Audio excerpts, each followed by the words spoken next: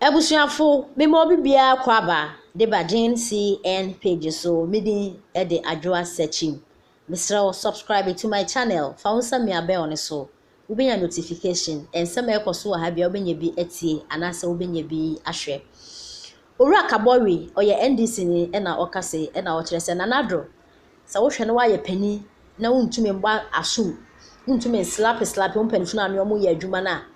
Fregana fo branti ahoden energy wo ye mu yetumi ginja ye gina ye na so na ye mebbo asome ma because umpanifo ni bia no mo ye adwuma no omo egu animas omo disgrace you enye kra omo emboa wo e wo wa membu ni mu enti no so wa ye pani na untumi mbo asome afra ye ebeba abebo asome no e de amaw na de enti a Owura Kabori e kan say nyane say Otek FM omo odwuma de bia wato ni dwabrem na e wo dwabrem so no omo ye political talk show na this week no Oman Penny dada wanya ne baby call His Excellency Jerry John Rawlings ho asem nkwa e na omo ekan any week we mu de radio stations TV stations ahodo wa Ghana ha no mi na Oman Penny dada wanya ne baby call His Excellency Jerry John Rawlings ho asem nkwa e na omo ekan na bakosem ne legacy obe ejai e na nyama pa oye e de ma Oman Ghana nkwa e na obe radio stations na TV stations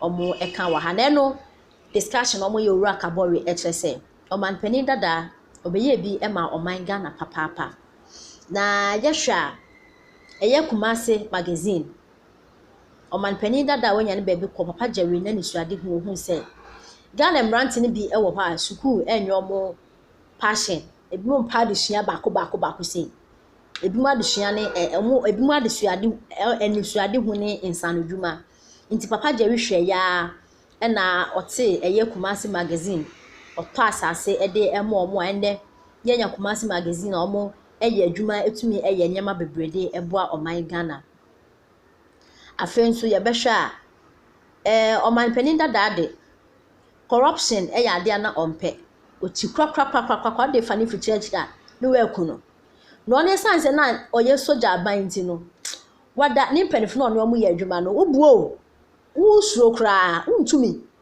so Oman Penny dada beka se kwaye adwuma we na adwuma no nkoye na wo ne hwan ugina bia ne he e wo Ghana ha ehemfa obua kra dirty slap ha obedi no obebo wasum na ne minister baako ne road minister baako ma ne contract se onye na owie ne nyame ncha de obeka kire ne se papa Jerry adwuma na ade ma me mawie osi no problem okohwe no na kwan ode ma ne cheze wanyo obedada no papa Jerry so de ade ochia na dada e na osi abranti braha eni nipa domu na so wa left and right center ode ma no e na na kasa ne so tete no nti se na na do wa ye mre na so wontumi mba asum ti se de ode ye o minister na bu asum na esan se Oman Penny dada won ye no bebe ko His Excellency Jerry John Rawlings ni nyoma pa e na corruption a ompe nti na Ghana fo ene omo ebo ni din bebre na sesebie wa meye bibia kra na Ghana fo ebe kai no e wo sadna na oye no ehu because obeye adiye papa e wo Ghana ha no nti na Ghana fo epena sem nti na nado se wonse menye du ana se wai kokra wontumi ba suma frefre Ghana fo branch omo gina omo na nso na omo hwehwe asotori ma na omo ministers na wen please na omo ye adwuma no they are not kra nti ensema Owura Kabori e de etudwa de oni wukunu brenya ye bia na akwakodie abusua ho munnimu chefa bia it was through papa ya ne wada ne benkum so the PNDC law international succession act PNDC law 111 and a be yes se me ne wo Dr. Cash ebre na ye boy ya bra no sika bam fa ne se me oba na ene wuni ho ana mimi ni ho a agapade bi ewo mu no obia wo ne chefa emra no ema ode waka asasi so ne chefa ade beboa amane ja dai abo no ho bra we ya ade atitiru ya kan mamu ha eboa ye ma no mu bebre because na de abusuya kan ne se awade de okọ na ekaba na wafa so emra we nti boa ma ye ma no bebre no enya bibi Rawlings believed in the Ghana factor. Say adia ye no wo man Ghana yimu. E betinya ye yie na mfaso aba so Rawlings was that person. Senior, as far back as 1986, Papa wait me nya sa daya son say artisans. One more spray car, one more two bumpers, one more organizer for near ye. You bet me a cromo bomo pe baby bakwa momo mbedi obujuma. Ebeji 151 acre land. And the Kumasi ha and your friend home magazine.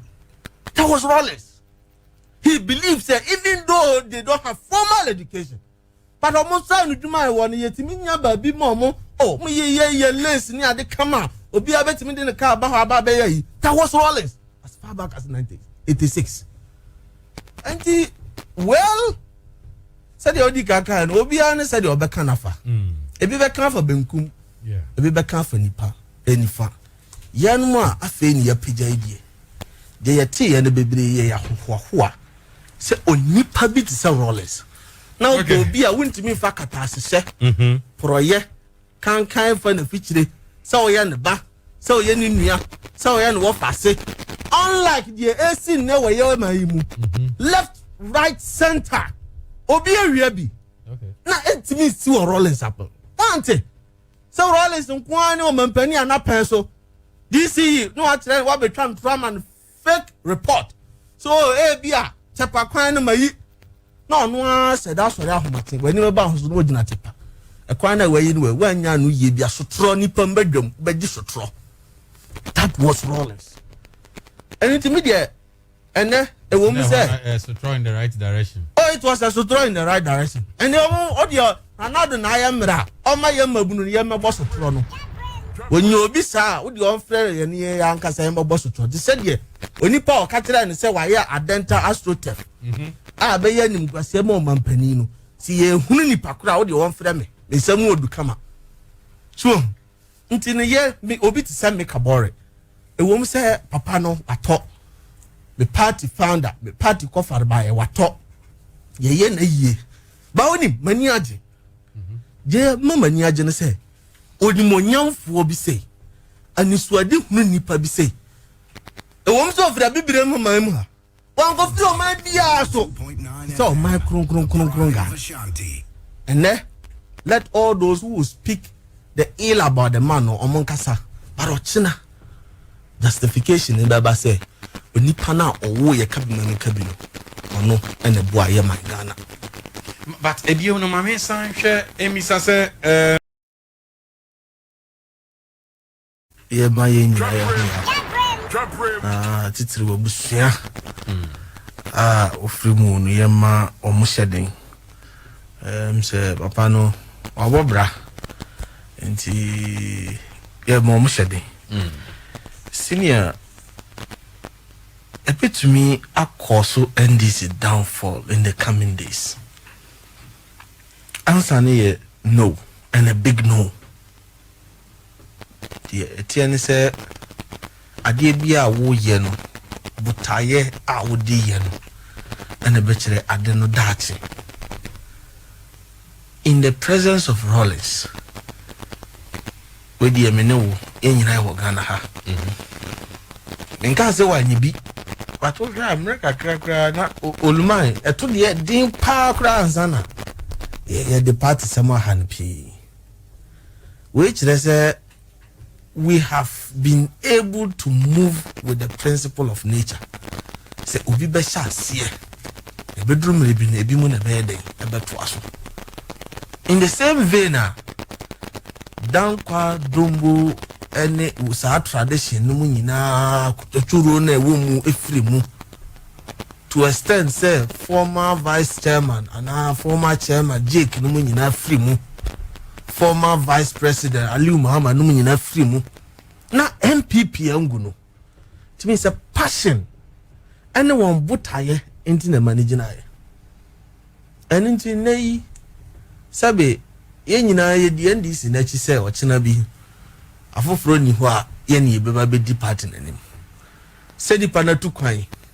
se otumfo nyankopon no na ato nsa friend se de wato nsa friend papa ni no enati ne yeso ye wo mu agent tete no nti I don't see the doom. I only see say abra na o mpani dada Rollins wanyan ba bi ko ye papa Professor Atanos vice president Emisa no nyina te ase no bia won a distinct feature bia na all imbibe ana ode tete ya na edi akire no nti se oba na se oba hede asundue aspect of NDC na ye kwa ko trace back to the days of Professor Mills oba na ye ba he say party ne yem based on the principles of probity and accountability say ye take atase project kan afri abrabo ho as party na ye kwa ko hwe abra na Ewura JJ Rollins ejina ne naso so entino media me hu ne se ebe ye asuade maye na wono no mu di ache nyina so asua no matie nsempa no so asopam eno na ebe boa because this time no obia be ye da dwuma moho said ye be ya ye be hye wono o ma ye santete ye animonyam ayeso papa sha brabo bi e bia project bi ase wo sifie na ne papa da ne benkum so na o say